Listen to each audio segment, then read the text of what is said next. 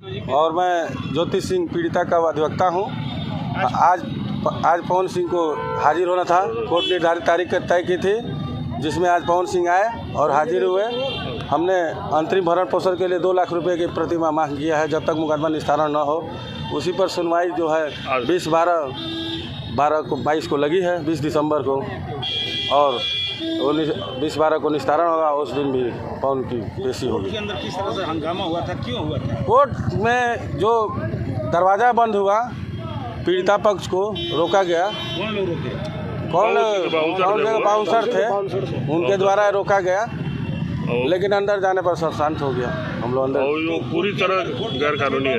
नहीं, कोर्ट के अंदर नहीं गए थे। सर, ये भी सुना गया कि कोर्ट के अंदर भी वो पवन सिंह से मारपीट की गई है। नहीं, ये सब गलत अफवाह है।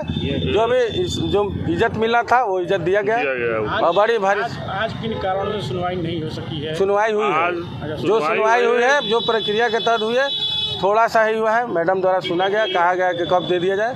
अंतरिम दरखास्त पड़ी है, उस पर सुनवाई 20-12 को होगी, क्योंकि पहले दिन कोई सुनवाई नहीं होती है।